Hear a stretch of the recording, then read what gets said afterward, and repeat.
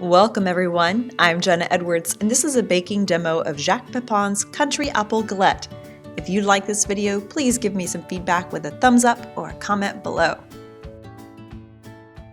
Let's first measure out the ingredients needed for the pastry: flour, sugar, salt, ice water, and butter.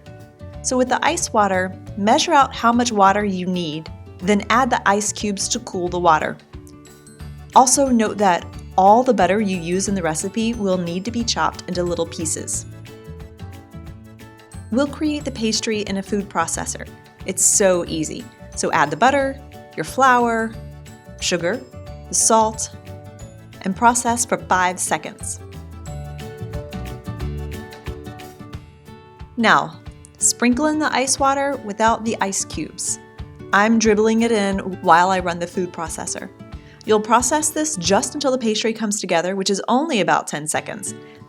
And if your dough doesn't look like it's coming together, just keep the food processor running a little bit longer until it looks like this. And this is what together looks like. If you still see pieces of butter, that's fine. It's correct even. On a clean surface, I always disinfect and then dry it. We're going to gather the pastry and pat it into a disc. I'm trying to show you here what it looks like up close so you get an idea of the consistency. You'll wrap it in plastic wrap or wax paper, and as you see here, I'm using a plastic bag. Set the pastry to chill in the fridge or just roll it out right away. You can also let this sit overnight and finish the rest of the galette the next day. Now onto the apples. First, we peel. Then we core. If you have a coring device, that might work a lot better than what you see me doing here. Now, slice them crosswise about 1/4 inch thick. I tried a mandolin, but the apple is too soft and that didn't work well, so I recommend just cutting with a knife. Now here's a place you can learn from me. Keep your rounded end pieces separate from the large center slices so you don't have to pick through the pile like I'm doing here, because you're going to chop up these rounded end pieces and any broken slices.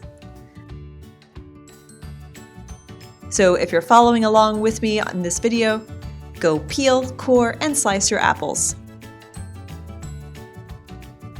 And moving along, lightly flour a clean, disinfected work surface and bring out that pastry dough. Roll out the dough into a circle or a rectangle. I'm doing some awkward oblong circle. I've made this recipe before, so I only scanned the recipe before starting this one, hence my odd shape.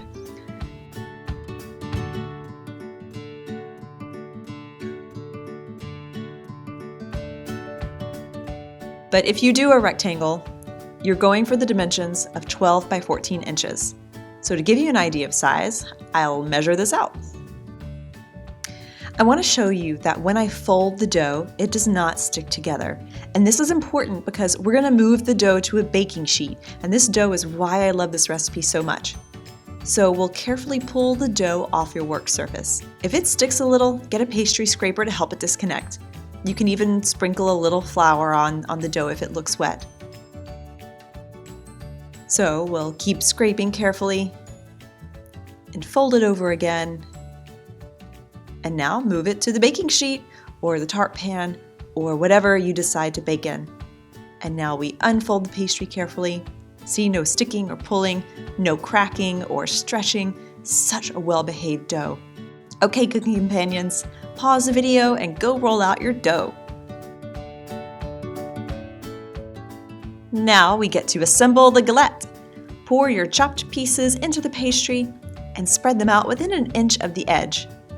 Drizzle a tablespoon of honey over these pieces and decoratively arrange the apple slices on the top.